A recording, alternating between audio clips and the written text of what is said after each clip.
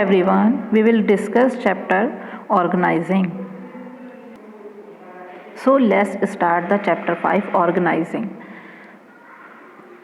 So organizing chapter में हम पढ़ेंगे what is the meaning of organizing, explain the process of organizing, यानी कि ऑर्गेनाइजिंग क्या होता है और ऑर्गेनाइजिंग की प्रोसेस क्या क्या है, describe the importance of organizing और ऑर्गेनाइजिंग के इम्पोर्टेंस क्या क्या होते हैं, explain the meaning, advantages and disadvantages of functional organizing, और एक्सप्लेन करेंगे एडवांटेज और डिसएडवांटेजेस ऑर्गेनाइजिंग के. Okay, so we will discuss organising.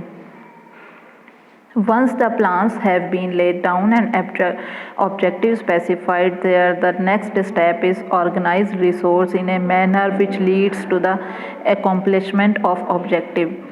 Organisation means होता है, ऑर्गेनाइजेशन का मतलब होता है प्रोवाइड कराना, किसी भी चीज़ को प्रोवाइड कराना जो कि हमें यूज़फुल हैं. किसी भी फर्म या किसी भी संस्था के लिए जो चीज़ें यूज़फुल हैं उनको संस्था को या फर्म को प्रोवाइड कराना. So it is the meaning of organization. Let us make an example of to understand how to organize take place. एक एग्जाम्पल से समझते हैं कि ऑर्गेनाइजेशन क्या है और ऑर्गेनाइजेशन कैसे वर्क करता है. Have you ever paid attention to how the school feel which you enjoy so much actually take place? What goes on behind the scene to make it the desire reality you want? The whole activities divided into task group each dealing with the specific area like the food committee, decoration committee, ticketing committee and so on. जैसे कि हम देखते हैं school में हमारे fair लगते हैं, parties होती हैं, तो उनको करने के लिए हमें क्या करना पड़ता है, अलग अलग सेक्शन, अलग अलग पार्ट डिवाइड करने पड़ते हैं. जैसे कि एक हमारे फील्ड होती है जिसको हम वर्क दिया जाता है टिकटिंग का, कि आप जो वर्क करोगे वो टिकटिंग पर करोगे. एक को वर्क दिया जाता है डेकोरेशन का, कि आप जो है डेकोरेशन करेंगे, और किसी को वर्क दिया जाता है फूडिंग का, कि आपका जो वर्क है वो फूडिंग का है.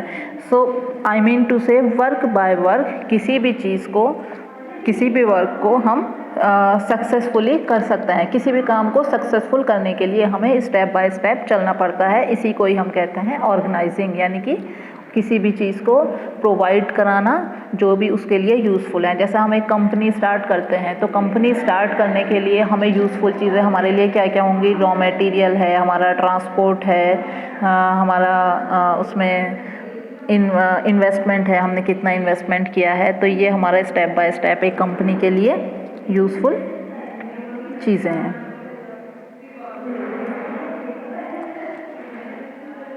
फिर आता है हमारा steps in the process of organization, यानी कि हमारे कौन कौन से स्टेप्स होने चाहिए किसी भी प्रोसेस को किसी भी ऑर्गेनाइजेशन को प्रोसेस में लाने के लिए. तो firstly identification, division of work.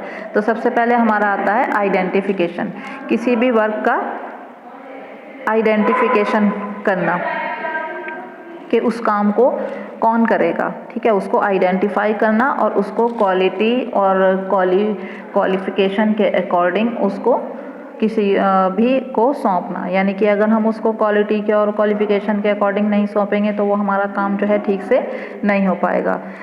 तो इसलिए सबसे पहले हमें उस वर्क को आइडेंटिफाई करना पड़ेगा और उसको डिवाइड करना पड़ेगा. ओके. सेकेंड है हमारा डिपार्टमेंटलाइजेशन. डिपार्टमेंटलाइजेशन होता है हमारे किसी भी वर्क के अलग अलग डिपार्टमेंट होते हैं, अलग अलग डिपार्टमेंट होते हैं, उनका अलग अलग वर्क होता है. तो अलग अलग वर्क में, अलग अलग डिपार्टमेंट में जब हम वर्क सबमिट करते हैं तो वो स्टेप बाय स्टेप अपना वर्क हमें करके देते हैं. तो उससे क्या हो जाता है हमारे लिए ईजी पड़ जाता है, ईजी हो जाता है उस वर्क को कंप्लीट करना. एंड थर्ड है आपका assignment of duties.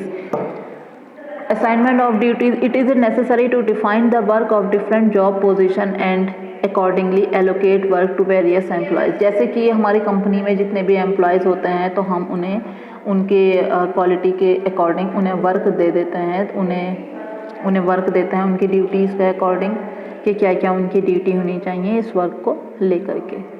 Okay. Fourth है हमारा एस्टेब्लिशिंग रिपोर्टिंग रिलेशनशिप. तो जब हमने अपने वर्क को असाइन आइडेंटिफाई भी कर दिया, उसको डिवाइड भी कर दिया और उसके लिए ड्यूटीज़ जो हैं वो भी असाइन कर दी, तो फिर हमारा नेक्स्ट क्या आता है, एस्टेब्लिशिंग रिपोर्टिंग, यानी कि जो काम हो रहा है उसको आगे रिपोर्ट करना।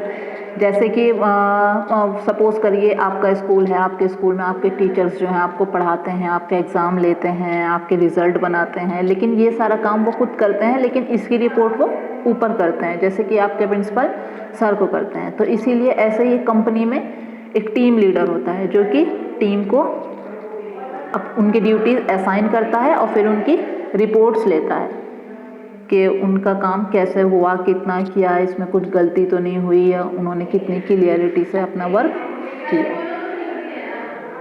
सो नेक्स्ट है क्लियरिटी इन वर्किंग रिलेशनशिप, जो मैं आपको अभी बता रही थी कि जो भी वर्क है, जो भी वर्क आपको दिया गया है उसके अंदर क्लियरिटी लाने के लिए आपको रिपोर्ट करना पड़ेगा, उसको स्टेप बाय स्टेप करना पड़ेगा। तो ये हो गया हमारा clarity in work relationship. Next है आपका utilization, optimum utilization of resources, यानी कि जो भी हमारे पास रिसोर्सेज हैं उनको यूटिलाइज करना, यानी कि जो भी हमारे पास रिसोर्सेज हैं, जो भी वर्क में हमारे आगे काम आने वाले हैं उनको यूज़ करना। Okay, and next is adaption to change, the process of organizing allows a business enterprises to accommodate change in the business environment. It allows the organization structure to be suitably modified and the revision to interrelationship among magnificial levels to the way of a smooth transition. तो अगर हमें अपने firm में, अपनी संस्था में, अपनी company में कहीं कुछ चेंज करने का करना चाहिए हमें, तो हमें उसको आइडेंटिफाई करके उसमें वो चेंज लाने चाहिए। नेक्स्ट इज़ इफ़ेक्टिव एडमिनिस्ट्रेशन, आपका जो एडमिनिस्ट्रेशन डिपार्टमेंट होता है उसको बहुत ज़्यादा इफ़ेक्टिव होना चाहिए, यानी कि उसने वर्क आपको डिवाइड कर दिया है तो वो वहाँ से उसको रिपोर्ट करना, रिपोर्ट जो करेंगे तो वो उसके लिए बहुत ज़्यादा एक्टिव होना चाहिए कि कौन सा जो हमारी संस्था है उसमें जो जो हमने वर्क डिवाइड किया है वो सही से कर रहे हैं या नहीं कर रहे हैं। तो ये सारा काम करने के लिए हमारा एडमिनिस्ट्रेशन डिपार्टमेंट होता है जिसको वर्क अपना बहुत ही इफ़ेक्टिवली करना चाहिए। Next is development of personal, organizing stimulate creatively among the managers. Effective delegation allow the manager to reduce their workload by assign routine jobs to their